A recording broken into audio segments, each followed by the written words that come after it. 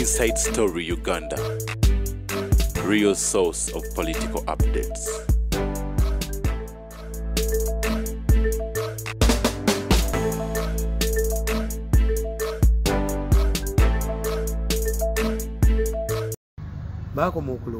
And we have government ya Museveni yeshinga mu position ababisi since independence.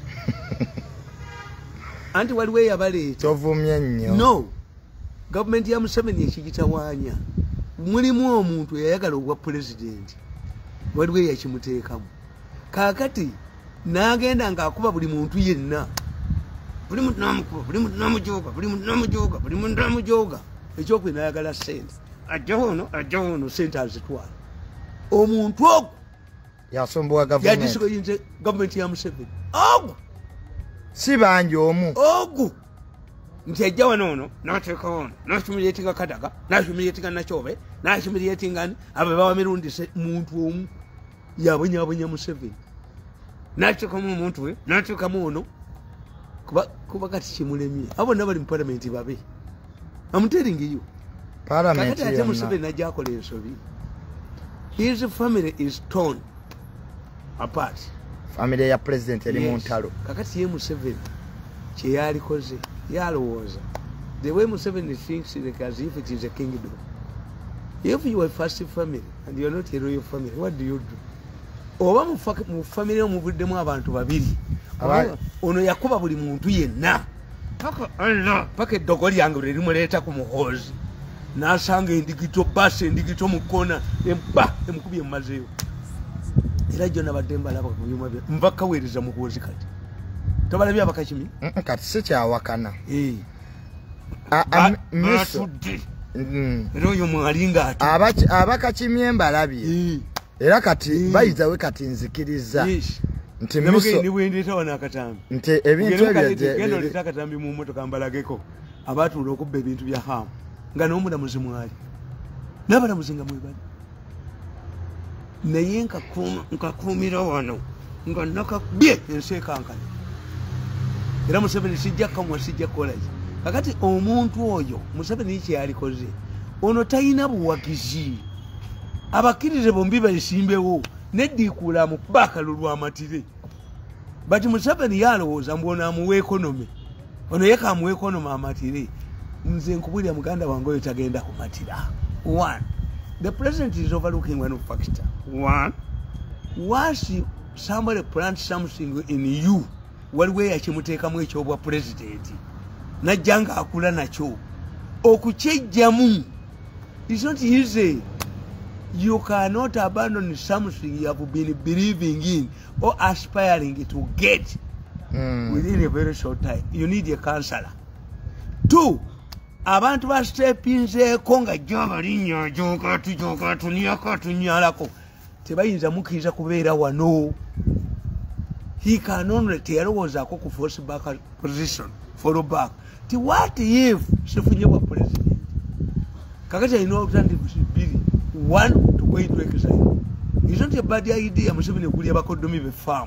Zimbabwe never duka. Orderly withdrew. Orderly relocation. Era abantu bannaffe mu Buganda abali mwango okuwamba obwakabaka badduka nga buddusi. Kakati that's one. His option. One, asepinze ku bantu bangi.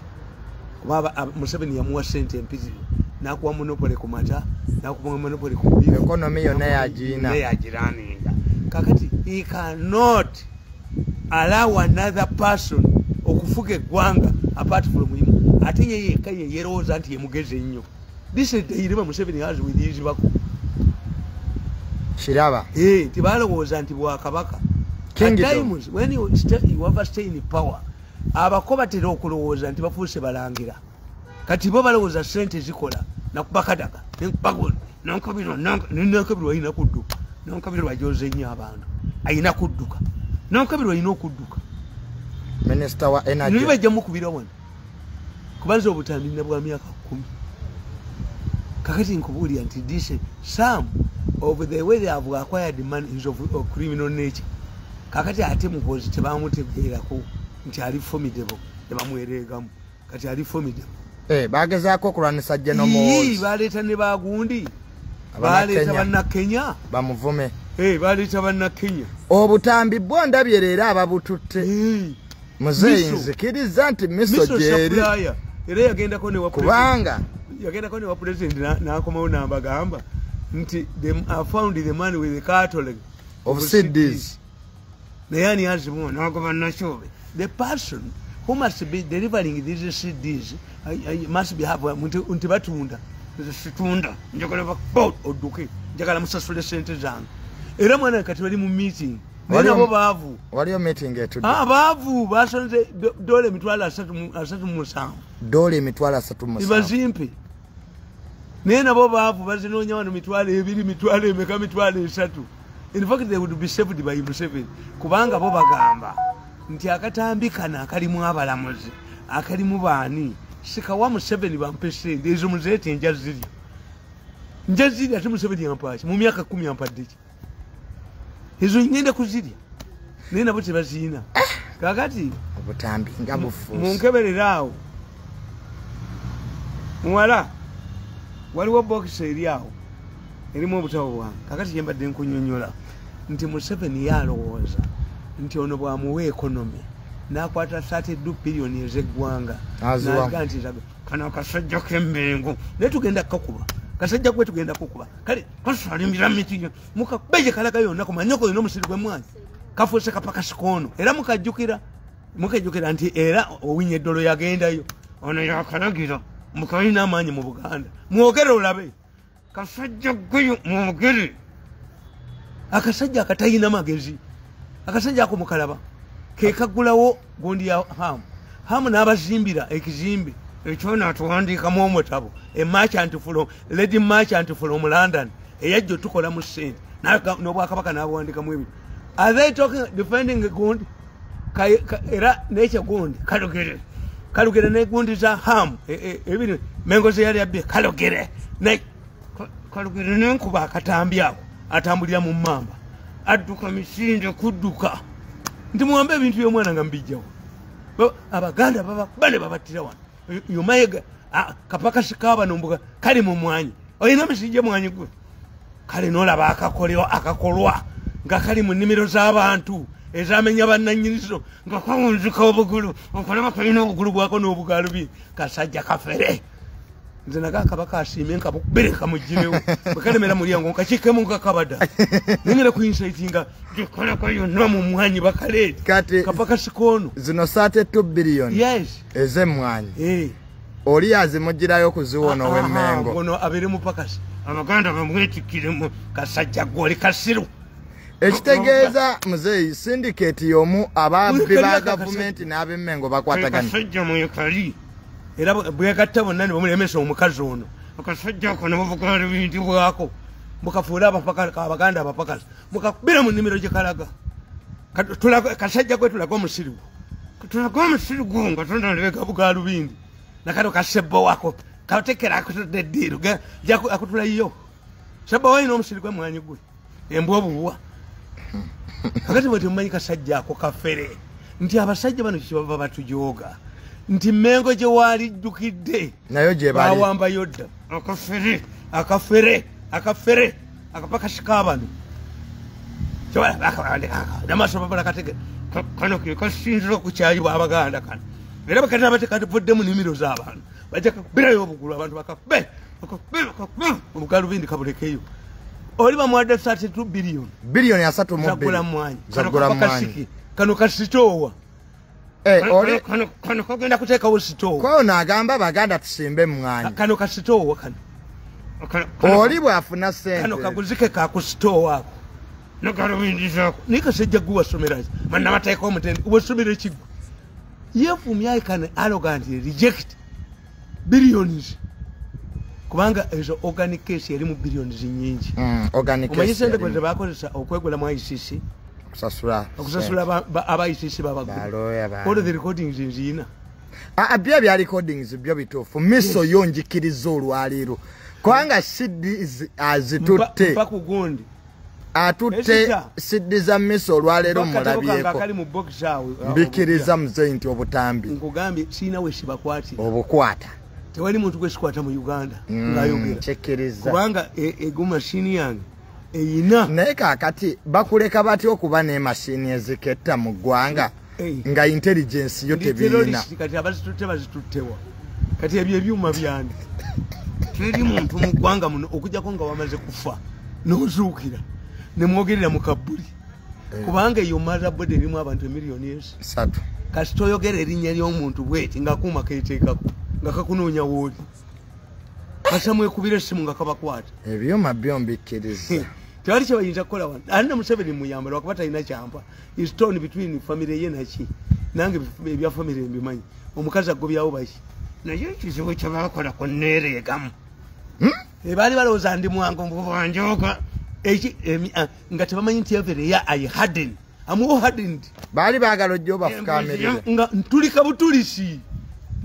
ono gwe nalaba ng'akola mu New Vision ng'alina engatto zaalumwa yeeregera muze nze waliwo yandabyeko nga sirina ssente nga wamugyeyo najja mawulire nga nyambala amasuuti nagenda mu secondary school nga nyambala kaakati we bakwereegako mu State House baali balowooza ojja kukoma bafukamirire nti obwavu bujja kulumodde agende media center nswera amazi media center agende mpule I did propaganda.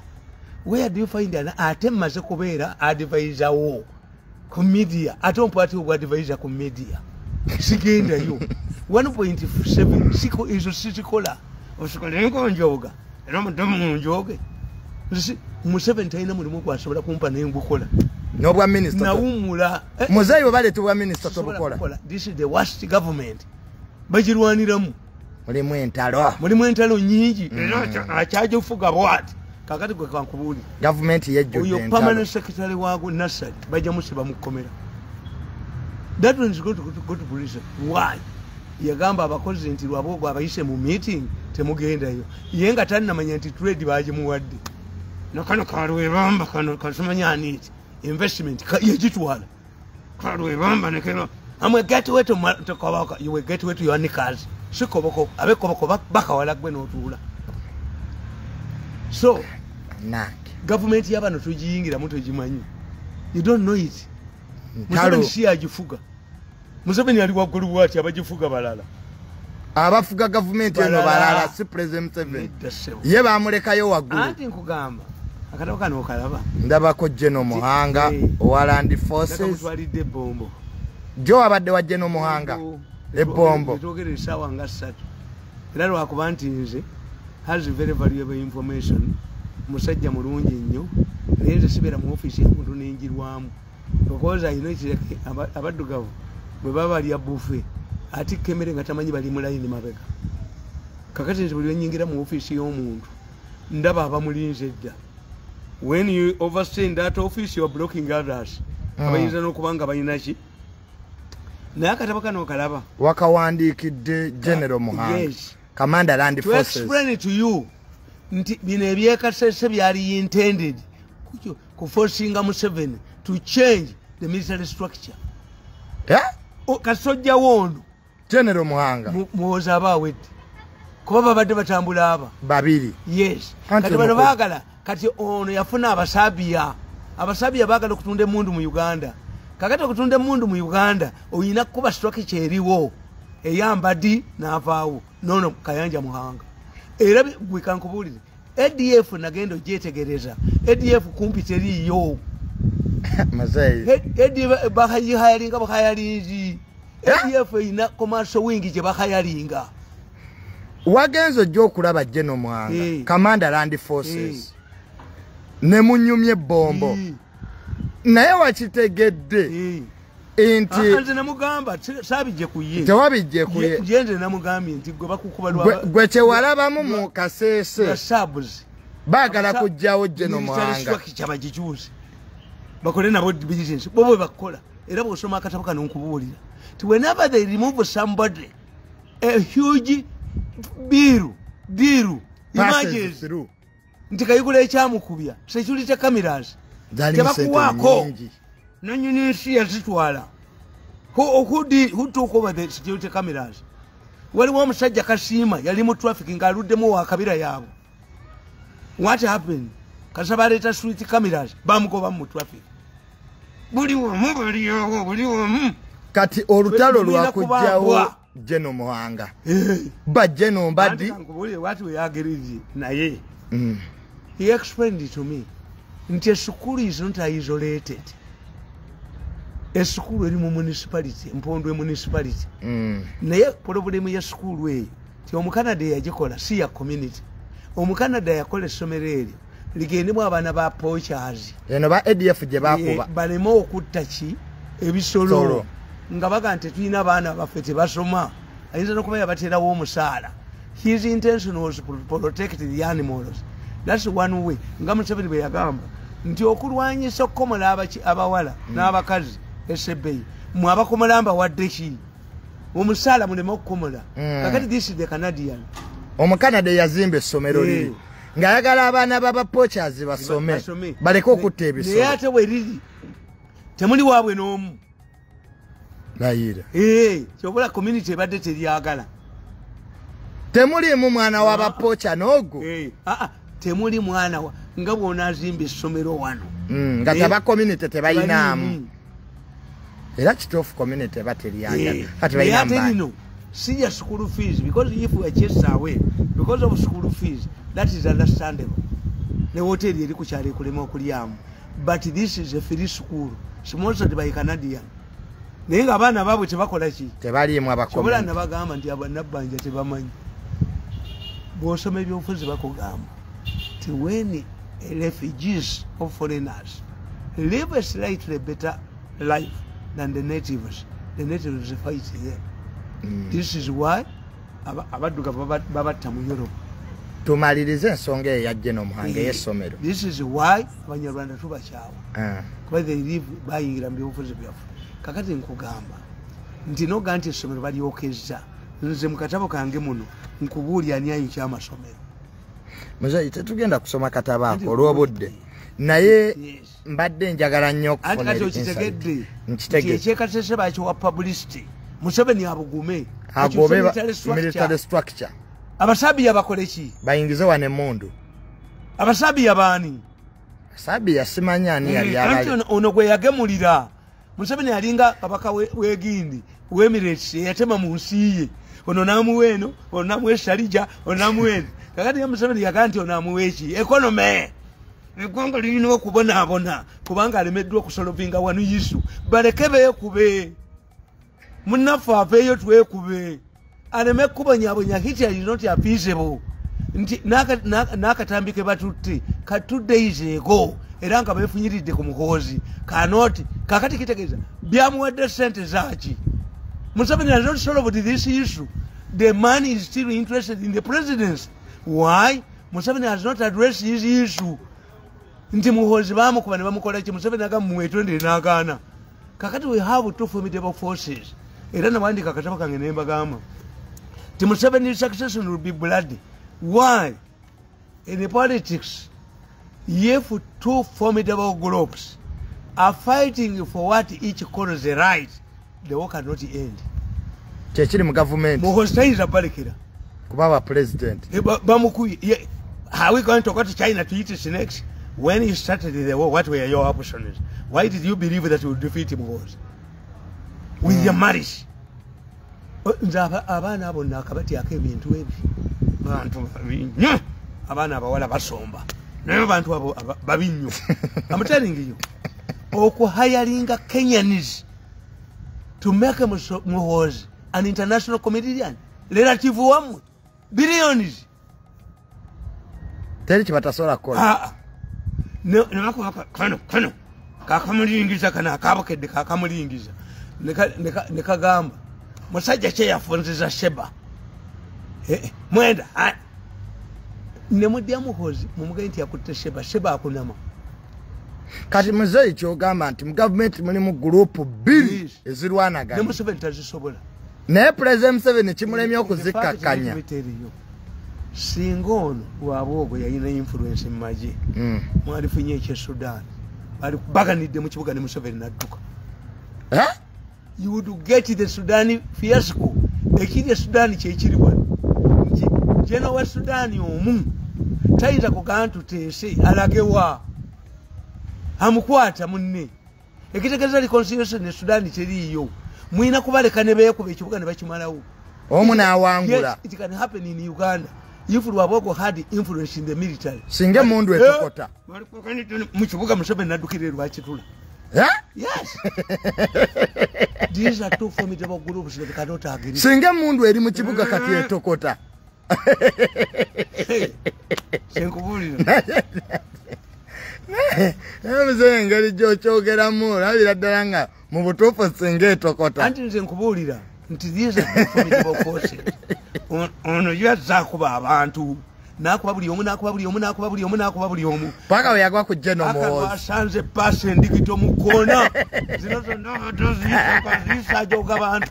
Paka lwasanze endigito mu kkoona tayinza giwona. Muhoozi ndigito. Tayinza giwona. Tayinza giwona. Kubanga kitegeeza once you see this quarrel spilling over into the public eye, kitegeeza Museveni alemeddwa okuba reconciling. If the family is fighting in a public, Museveni ali reconciling abantu bonna ku African continent, family ye mulemi. Salimu Salayita abantu bonna n'abawa ssente family ye mulemi. Kuba tebeetaaga ssente, tebeetaaga milioni. Kituufu. Bo tebalwanira ssente. Yes, Salaso luvingira abantu baavu. Oyagalayo mmeka n'akuwayo ebisatu. But these are for survival. Naye kati bati eriwo yakuuma bugagga. And who remains in Uganda? No balowooza mu Museveni yeeyongereyo nti by the time 2031 gondi Muhoozi ajja kuba amaanyi gamuweddemu atya ate ye yalinde gamuggwemu. Kadde mwaka omuzeeyi. Ne General Muhoozi ne tayinza kulinda. Ate atya amaanyi gamuggwemu. Kubanga kitaawe yakola ensobi. Museveni made a very big mistake. Ogoba otya omwana wo kubanga simanyi tweet. Omuhoozi era nawandika mu katabo ne mbagamba nti Museveni should understand Omuhoozi must live longer to avenge. Ne bwe kibanga abakoddomi be Museveni yasayingiga ne bakoddomi be ne bakuba Omuhoozi. Kakati Omuhoozi yategeera to fight for myself is only me. I cannot rely on my father. Can sacrifice me. I know kwerwanirira. That's why he has dug in. So guru ono mu bujozi bwe natandika okukwata batadongo nakwata Tango Odoyo oba Tango Odoyo nga Tango Odoyo bayagenda makka engalo byagikwese ne Tango Odoyo nga tashayo sejembe yagikwese anti babalimba. Tango Odoyo wavaayo n'omuwoni ng'okuddamu okwogera era teyaddamu kwogera. Dongo Lumumba bamugyawo ne bateeka nze sigendayo kata kasigendayo Lumumba sigendayo nze sigendayo. You cannot humiliate me and we work together. Wagamba Tango Odoyo ajja kusibira mu komera. Ono yatukuba nti bwati toyasobola kumba ekimuyambye ekiri eki. He does not assassinate people. Why? Museveni cannot allow it. Naye yali tuse singa yabattadde engeri gyayagala kwegamba obu president abulabaawo abulaba bumutunuli aba bututti Muhoozi abututti. Oba president bw'aba mukazi busula wuwe. Oba president bw'aba mukazi busula wa Muhoozi. Kubanga ono tasobola kuvaayo tatwasinga mulala. Kakati Bobi Wine ate naye afiiridde wono. Why? Nti bonna babadde kwanda mayini nga Muhoozi ne Bobi Wine nabagamba tibamuwa ssente najja abantu wano n'abatwala Zambia Malawi bakwate oyo Edi Mutwe Muhoozi oluvaayo abantu bano babatwale mu ICC aba Bobi Wine Edi Mutwe gujjeyo bagwase Malisi egenda na Malisi Bobi Wine naye yafuna bali musajja mubikole mulabe ebirala byonna mubikole nope yali yagala kwanda mining General Muhoozi nti bafuna abantu wano bamwenda itinge ate ebyama bino babikuza lwabo ebyama bya Bobi Wine babibba refayiro bazijana ku namugamba nti omuntu ewange nkulage video ng'ebintu bye babituma ebyama bya nopo fayiro bazibba iza Bobi Wine ne bazikuze walwabo byafuna 5 million n'abibuuza naye Tamale Mirundi muwulira tumuwulira ne Katabani mumwogerako weki ngayagala bagaye nti ate tumuyina wa sajja ayogera nendoza naye anoonya kawogo bwe yamala okitegeera n'abagamba ne mumwegendereze awayiriza nnyo all of the recordings and the video I have them ng'abanumpu batunda ebyamwe walwabo wano mu Uganda sina kyesimanyi era bwe bataleta era waliyo bakansala bannopu abavuddeyo bataleta sente zange ne basala eddiiro akatambi jakatwalibwa Museveni bwe bataleta sente bikwata ku biri sente bazirya nabo tebaziina bazitwale Kenya ne bazisubuzaamu amagi nalaba omusajja jjo nga amuyisa okuva South Africa ne Kenya namugamba mu meeting sente bazikulamu amagi abe Kenya ne bakazira kakati that's what you know manyi politics wa one and that's one kakati the second point yenjagala obayamba mu ngegwanga trucks Sudan teyazize ez'obuwunga nti abantu tebajja bbuli naye n'olaba minisita wa Uganda ng'akugamba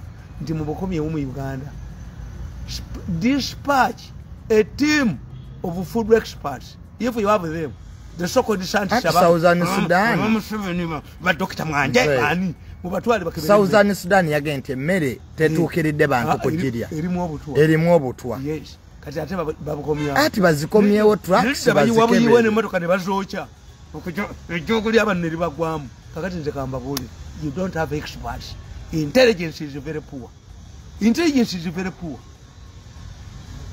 baleeta ekiweke mu Uganda kiri ku black market ekiweke kiringa nuclear very deadly ekiweke ekyo bwekiteeka mu store wamuli oba binyeebwa oba bijajalo oba mumwanyi oba biki temuli kawuka kayingiramu iscares all the gun olwango lyayo ado engeri gyekiwunyamu kisinga kamwaka kisinga ki but it seems bwe kiba kiwunya kiyingiza ne gundi yakyo mu bintu bino ebyokulya kyekibatawaanya kasooli wa Uganda alimu ekiweke ekyo baleeta ekiweke ogoba insects naye kyamaze ne kiyingira ne mu kasooli mu buwunga okiteeka kiri deadly era oyinza okufa kakati teebereza naye muzeeyo alimba nnyo imagine Abasudan abali mu starvation who will welcome every food bagikebedde why they are under United Nations nti balina ebitongole byayo ebiyina ebyuma ebikebera somebody says ti obutwa bwe tulabyemu bukomewo bannayuganda babuli era bajja buwa abaana b'amasomero babuli naye ino tuyina ggwanga ekitegeeza emmere yeetaaga kuyiwa terina kukomawo na mu Uganda nditwaka bazokye bazikube bazoka because you cannot food is already contaminated it means omusajja starving ayagala emmere agiganye ate owakana otya dispatch a team of your experts bakebere emmere eyo engage a team of experts tinabagamba musango gwahamu nti omulamuzi talina kyajja kukola the solution kati banna abalamuzi bagutidde ti misa etukwata abalamuzi bagutidde nti misa etukwata kuba kasaba ategedde nti akatambi wekali ye kaliwa akatambi kange kaliwa bambuuliza abo kentambula nako nuclear yange akatambi kange bagabe bakakuula nze leero ebyabutambi mbikiriza kubanga abakimye obutambi leero mbalabyeko kakati era miso yekola kakati nabagamba nti mwe kyemuyina okukola kiri kimu let him and the bank agree on an international auditor kubanga Kaham says I paid these people these people say no yaganti mwagenderamu nezange badukira wakalugire achofude political laba kalugire bwe batula mu meeting n'abalamuzi nga tebamanyi nti ebyuma bya miso bikola ki bibakwata do you believe that many people don't think that nzekeriza this technology exists nzekeriza muzeyi kubanga abatutte obusiddi buno leero mbalabyeko ogiraba puri high court judgment meeting mwemu ninkakuba kano abalamuzi badduka era batandisedde okwegaana soko okakole bwoti twaye ninkakuba kano okwakatambi kwe kali anti eno siddi ninkakuba kano nkateeka wano tebasobola kubbawo era miso yo nnyongedde okugitya nti ekola kaakati olwo ne mumaliriza ne General Muhanga Commander Land Forces ebbombo gyo gye mwabadde he explained to me Somalia kati ani eyatta abaana yaŋŋambye ekintu naŋŋamba yaŋŋambye nti ADF tugikubye ntugimalawo nanyumiza nti ADF e Congo babadde bajagala nga n'aba UN bakolagana nayo nabeko era mu katabo kano nkubuulya negamba nti maama waffe yatugambanga bw'otakuza mwana bulungi abonyabonya abalala kati Mubutu abayisirairi bamugamba let us help you to train your army. Mubutu refused naga nti mu trainingire bankuuma I will rely on mercenaries. Kati as a result Congo teyazimba maji yetubonyabonya Congo teyazimba lejjula akugamba tubamazeeyo the ADF is finished naye nze nabagambye ADF ina wingi gye bagula obuguzi nakyo be baali bamuguze billioni 3 okumutta State House Controller Katumba Wamala baali basabye millioni za $2 omusajja ababuuza ti millioni za $2 mmeka nti twagala 2 nabaga 2 you think this Museveni is money we want $.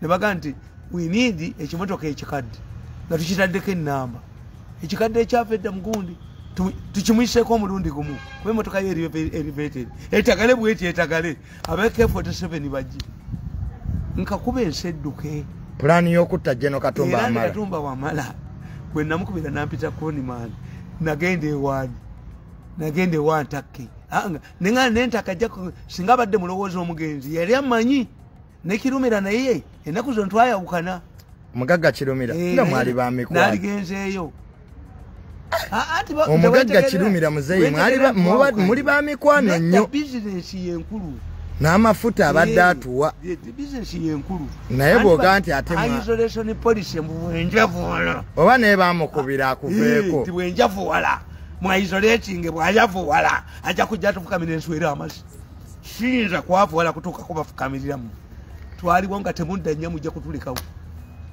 and myself I don't live beyond beyond my means eyo motoka nze njesasuliramu amafuta abaserikali nzemba walawensi nti advisor namunaga advisor afuna $4 nze byo biteekamu I make my money muzeyi nga tunaatera okumaliriza kakati ekya kyembagamba omusajja kakati laba beti kami this man of National Security Fund yabakubye tewali wantu wonna beti kame wayi mu implicating the director yagebaze buzza se era nze mwana wange ate ziriwa billion mwana ngo omusajja oyo nayongedde mu ekitiibwa of the properties National Security Fund tayina munakyo sente ze bamugamba nti yaziwa board of director yagenda mu exile did this woman tell the man that I'm going to exile if she knew where was security to intercept her obadda yeeka nosanga ng'omukazi yagobye passport n'agenda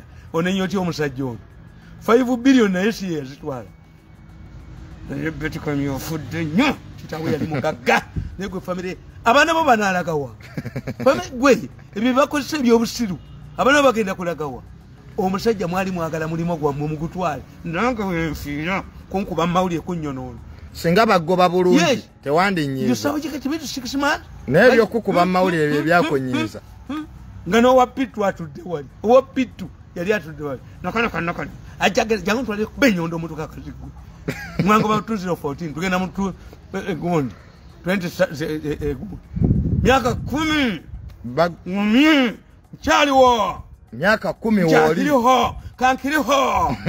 kankiriho nga sirinyeeyo kankirika tonafukamirako wadde ate kati tufe tusula nakyo kusula gututeese fe tusula nakyo mwabaddako mu buyinza fe tuddako fe tusula nakyo kati omanye okuwangala oluma ku ddiba lya kapa kati fe tusula nakyo obuyinza mwabasula nabwo kano nenkakuba tebasulawo abalamuzi n'ababirimu aya meeting erioko puri full house puri judgment kano nenkakuba abalamuzi batidde omusango era buli anaakuwezesa ebyuma vi muzeyi tugende ku bbaluwa nga tumaliriza ebbaluwa ya president eyebukeddeya era they have been arrested ababikoze president yabadde munyevu nnyo kalulu ebukeddeya. These people bayina ensonga ssatu. N'agamba tebiddamu kukolebwa mu ggwanga lino. Tebamanyi Museveni looks for harmony. Okitegedde? Kaakati bano kye baali tebamanyi nti bo bafunye obusirusiru because these are amateurs in politics. Nti beeteekako responsibility nti omwefudde owa opposition bw'awangula mu kitundu kyange amuwiiki gwaswala. No. Mbwe NRM bagiwangula gwaswala gwe liida. Bwe mba sipiika nga nva Bukeddeya NRM ina okuwangula. Ekyokubiri okudominatinganga okwagala okufuga abantu. Mubasalirewo lwampaka. Kifugako. Kyobola banne Kadaga bamuteekangako bakajegere baani bamusumba. Omwana bw'ayagala okutambula nga talunamera mannyo bamusibako ebikolokomba. Kakati goloza oyo aniite sipiika bwe yeeyita Maama Busoga bw'akola talina balabe abayina nabo bwe bamukubira.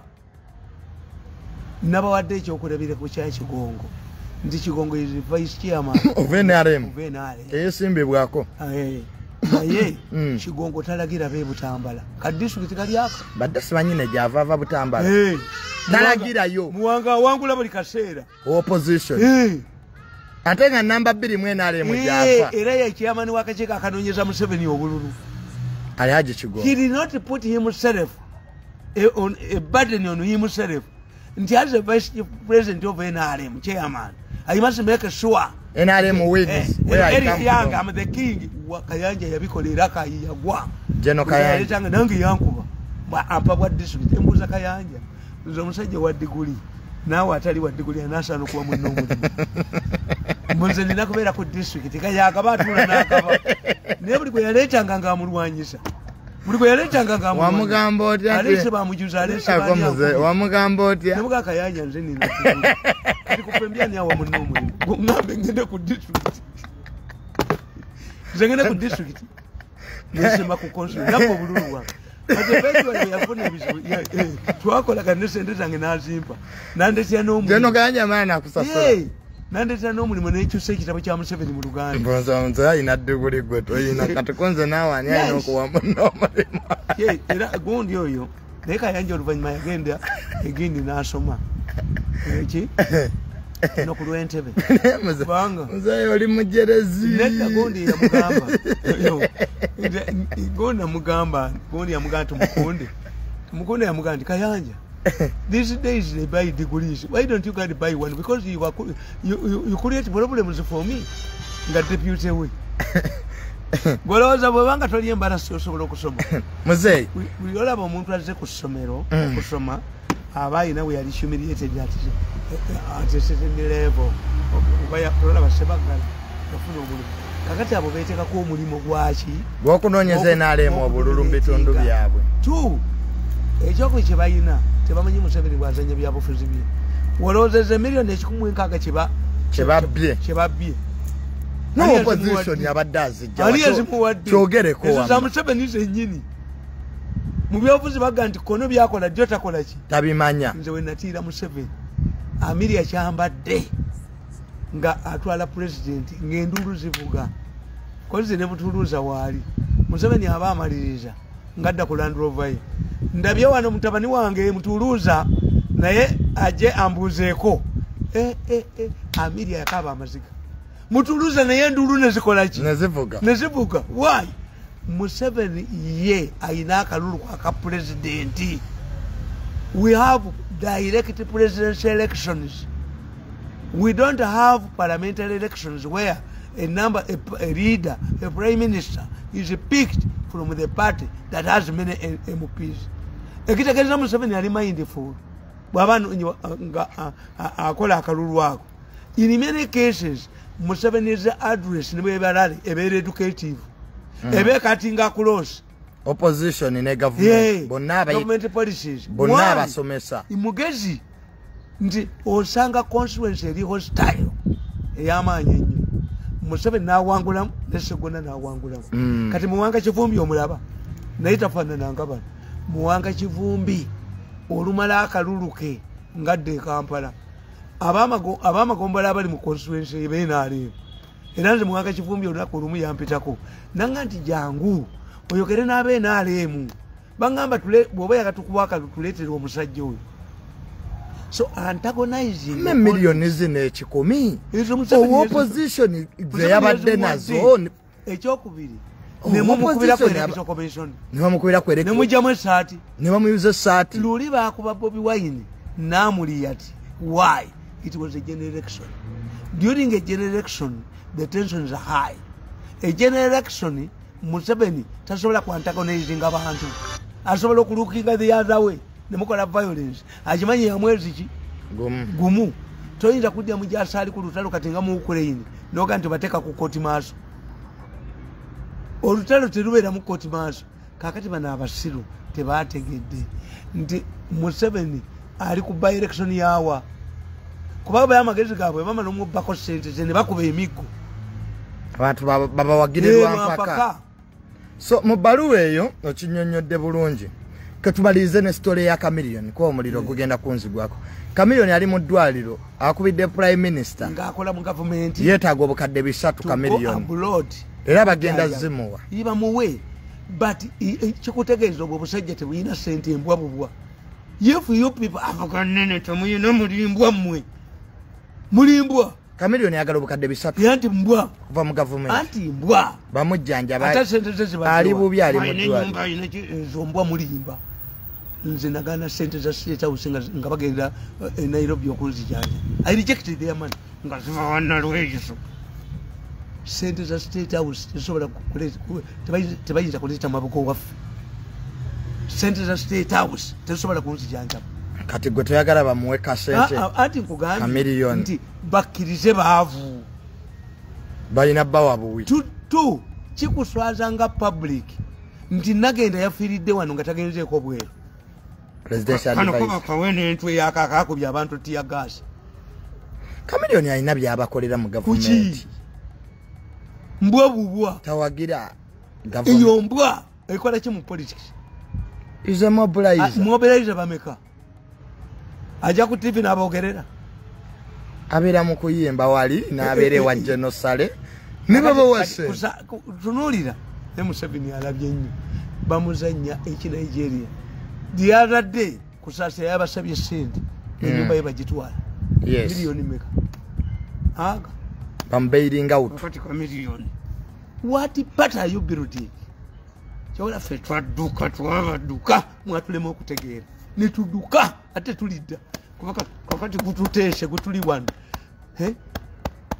gutuli wano kati katulia n'amabanja tulia n'amabanja kati fetulia n'amabanja omukulu yajjawo amafuta galitaaga naye kati mpeta kinsuti ne bajjuza kati ku mulembe gwaffe guno tukutandikiddewo mpeta kinsuti ne bateekamu oli atwala amafuta galitaabi naye kati oteekawo obutesi motoka ne bateekamu abasajja abo bakopi nti ojjewo amafuta ojjewo ki nti njavu walezi nali ngenda kujjana bomba pa jisumu baba mamalewo temukolanga bintu ebyo. Chameleone oyo mubbi muji ababakedde bakikuba mawulire are entitled to this man government ereja zimu chembuza is he entitled to this man the 300 mu government structure ali ruddawo is it a donation is it what wabula choche wisa bazimu wa kuchingani nga kusasira motoka yi amene MPs amene NRMs bebatwalideko ebintu byabo mobilizers in fact anebe nasanza abalwadde emitiana ba mobilizer be nali yes tubabawo betaga sente ne batambula nabapya fetu abako wako twabata pate ya mwetambula anti bayekera gwe NRM wajiba teri yo kibiina oba government yonna ya democracy which would have humiliated him like that teri mukulembeze yenna mu Africa yalibadde agoba muntu nganze who can talk and people listen across the board who could go oyine motoka oyina abasirikale ne bakola mazijjo emotoka yaki kati bagoba wange bali emotoka meka wange wali emotoka nyingi petirifu yes benze zimezemu bagitekamu amafuta that vehicle helps government yamba government is akulaba mu namba za government an opposition man asobola kwogera naawe kati n'abasirikale nabo baabakuwa to protect you nakyera kiyamba gavumenti ayagala okunzita bo nani yampa obutwa bali mu gavumenti n'okuyagala okunzita kati gavumenti ekuuma eri gavumenti ati gyegambe faction ziri bbiri tulina faction mmeka bbiri nano gavumenti yammwe eri unique gavumenti ekuuma eri gavumenti tulina faction bbiri tulina faction mmeka naye nze mbabuulira it can degenerate into Katumu tuyinza okufuna ekyekatumu amuteningeyo kubanga the president strategy tekola lwabwogo will never abandon the presidency. Why? No, we cannot trust his wealth to anybody. Two, according to what they said in their meeting, Mugozi is hostile to them. Kubaba amukola bubi, Museveni told them to Uganda apologize to Mugozi because they refused to meet them. Kandi abo bakimanyi nti if a hostile regime takes power, obugagga bugenda. Three, some of the money ze bakunganyiza mu bugagga bwabwe are of a criminal nature. Which means babakwata. Kakati balina opportunities bbiri to run away into exile. They are young. Or fight for presidency. Lwaki bali balowooza nti Muhoozi yajja okudduka bamufuge bamuteeka mwanda wezo olunaku lwe mwereega ku Muhoozi mwayingira endikito mu koona nasina ewange mu kanisa nga ndi bwereere nendyoka ngifuwa eri gyenfuwanga bwenkoona kabina bwempita amannyo kemisango ina emitwe 10 emindi emitwe meka bagiteekamu njaga nabbi wa mulalu ng'ogifuwa kemisango erina gwekubye bwemuwanika bwemuzaawo so olunaku lwe beepankira ku General Muhoozi gwe wazina buzinyimaza noga bawedde bano. In my next book, which I'm writing about to complete, I've urged leaders overthrow their own government. Leaders overthrow their own government. Presidents overthrow their own government. Abakulembeze bennyini beesula. Kasita omukulembeze asanga ensonga n'emulemerera. Ngene ya family ya Museveni n'emulemerera. Kweyawulamu. Mukambwe. Aho kiba kitegeeza kulaaka ezize. The moment Habyarimana failed to prevail over his wife Agatha, government iri yagwa. The moment Gaddafi decided to compensate the local victims enyonje yakuba nakkiriza lwe yagwa. Abafalansa be bali basingamu n'abasasula. Obama n'agamba nti are we starting a precedent that whoever kills the people compensates them? When you want oil, let us remove him and get access to this oil. Gaddafi reyakkiriza okusasula ba victims beerokabi ennyonyi gye yakuba. That was his downfall. Moi olunaku lwe yakeera ku makya n'ajjako ne yejjako abasajja abakulu n'aleeta Uhuru Kenyatta ataalina mu gavumenti lwe yagwa. Idi Amin lwe yalumba Tanzania n'anakisinga Kagera lwe yagwa. Nyerere had ignored Amin for 9 years. Tetujja kwekubanga bannayuganda n'abatanzania tugende mu lingi twekube. Amin n'alumba Kagera. Nyerere era abamukazi n'ali muwasizza. Nyerere had ignored the buffoon. Amin n'alumba Kagera. Neera ekiwuka ekimukola ki ekimulinnya ku mutwe. Ekimulinnya ku mutwe alumbyewa Tanzania. Buli muntu yenna ayina decision gy'akola enfu nti bano olunaku lwe balumba Muhoozi ne balowooleza mu media yaabwe tegole n'entwe yawo. Lwaki kooti tetambula kasajja gwe kannalusanja nga munnamuteeka omutendeko Pastor Kanja yakoze embaga oyo Nalusanja yasoma miteeko gya B. Nalusanja teyasoma mateeka yasoma lo materiyo nga tumaliriza yasoma lo Pastor Kanja omwana we polisi gye mwateeka ku Muhoozi ye bakubye as he market is stronger.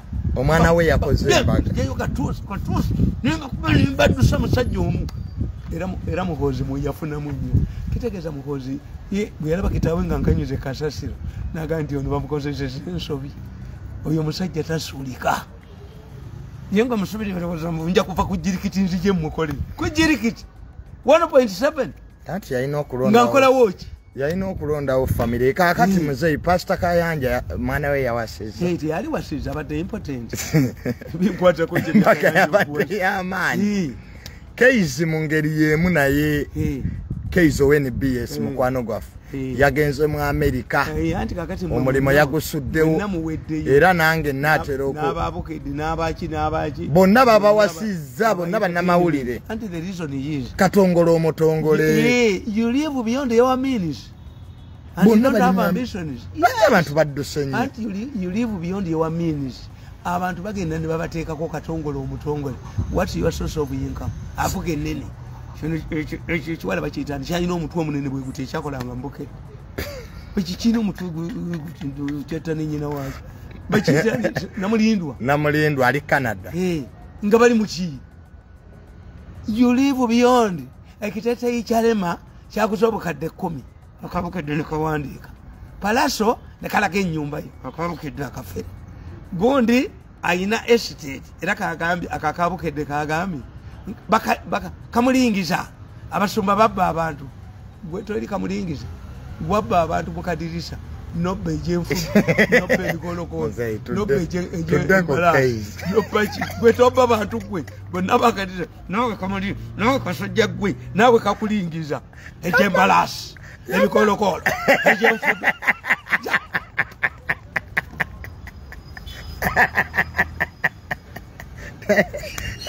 Neya badde jembalase jenfudu bigorogoro ejakadinisa bwana oli mubbi mukokolo bugenda gobawa omaye kisinjo konsa omusajja abiwandika ejjo n'atteko awo kubukedde ne mulaba kakati Keizi ye yagenze mwena mujja kuggwawo NBS anti mulivinga beyond. You see the media industry in Uganda and the entertainment industry is in a problem. Zina sente. There's no money. There's no money in media. Kakati as a result, but you must look smart. Must look as if you have money. As you have money. Must have a good car. Must dress well. Ate ekyokubiri mukula mugende mufuka bakoni meni ne mubba abantu. Kati Uganda ina bagagga kwagalana. Ensi yonna gyolabanga munga teyina National Chamber of Commerce. Ngeyina kasita na bagagga kwagalana. Kitegeeza ina taine business community. Obo mugagga omu n'agamba nti oyo mubbi. Bonna ne bakuvaako. Bagagga batono. Batono. India ina bagagga babiliyoni bangi. Netalimu National Chamber of Commerce. Kasita Kampala City. Bagagga kwagalana n'ekyoluganda. The business class here is small. Chamber of Commerce yegire natonda wanude mukyalo kigongo aliva kigongo wanude oli ogera kakati baserebo bakoze batya muzeeyi bonna nga baddukidde bweru andi kakati gwe tolaba ani abawaga oluyimba kakati oyo musajja simanyi ani alien skin kakati olowooza bamututeera ndani yafunyemu alien skin yafunyemu kati abalebesi balina bayitire Bupamuli bwe nebo yafu bagenda buli. Nola bakawala nti ate manager wakati akagala. Abayimbi bangi ba manager bayi baba. Kola video. Ono mwana abadde ina video za maanyi. Ani mwagala mu bikole ne tonzijokeza. Anti ye alien. Anti we nkugamba. Byonna bye mwagala byonna mu bikole. Muzayi nawe ennyimba atansoze olezeza. Wagamba alien tomumanyi. Anti bamumbulidde. Kati wamutegedde. Twaze kuzina. Ne twaze kuzina naye era tonkaka ebyo kakati video ye badde ki naye video za mweza milioni 5 how are you going to realize this milioni 5 how gweroza abantu lwaki tebakyakola bandi okujja kafirigo ebyuma byayo biki ate owa bandi bwejja enyimba ezitalizaayo tezikuba kuba zaayo naye mwe mulanga mawulire ekivulu kyammwe ne musasula revenue authority nejja kuki bajjako omusolo era nze mbabuulira singa obubuuka milioni tezaalimbwa baaligambye ekintu kimu nti mutuyambe ku risiiti ya entertainment oba mbadde mutwalako 50% mutwaleko 5. This is how these people can recover. Begayire URA Museveni mu kifo kyo babbiramu nti bakusaasira bababbirangamu ne baba nti ajjeyo 5 kibala sisobola genda bwa Museveni why era oyo omuwala wa State House Controller bajja mukubira esimu ntozi mu ajje yava manyiyo President ajja kuwa sente bakubire State House control essimu oleme kuzifuna. Ne baluwa yange tebajja gituusaayo. Jona bawandikidde President. Ne bwabaga nti mu kime Mirundi. Era tebajja kuki abadde atamidde. Kubanze nalaba Kalugire ng'agamba. We shall make sure that Hamu does not see the President. President ne bwakutumya. Bamuga nti otamidde. President aba agenda okucommissioning aba local defense. Naga nti Mirundi bwaba byayogera bituufu. Nga mwekabwana n'abalamuzi okubba. Mujja kundaba. It sent panic abana batya Museveni. And I don't see why. Has failed to reconcile the two. Yagambye atya Museveni. Yabaga nti President yagambye atya. That is a contradiction ng'eyebukeddeya. Nti abawadde ekisabwe kikwate abagala kitwa. Kalugire jwa katebaka. Olaba olutalo lw'Abaganda. Gwende nakyo yakatebaka. Neze eno. Naganyo jikuba. Muzeyi nga tumaliriza. Tetugenda kusukkawo wano naye nga Commander Land Forces sebo General Muhanga tumutumiddeko nnyo. Namwagadde nnyo. Ate very good man. Musajja ali tolo musajja era yabadde naye twenjoyinga nga mulungi naye nze nina rules. Nze sinywa cyayi yamundetedde ne munywa. Naye n'agenda akola observation. N'agamba nti naye omanye omwenge gutukaddiya mangu. Ne muganzi si mwenge. Nze sinywa mwenge. Controlate what people believe. I'm sick. Fact we twagende wa General Sale. I'm sick. General Sale era naye yagamba nti oli mugezi nnyo. General Sale yangamba naye obwongo bwa taata wammwe tugenda buteekawo. I'm sick man. Just oli mulwadde bulwadde. Naye mwana wange nenga si mwenge. Omuntu bwalwala baga nti ki? Nti mwenge nagenda mu ddwaliro baakebera mwenge. Nze abantu we bakulaba ng'okozze bo balowooza tolwala bambuka ddulwinki. Even when talking omanya abantu bejogera nabe olunaku oyogera nnyo. Yes. Yabagambye olina cancer. Everybody wants to get a piece of me.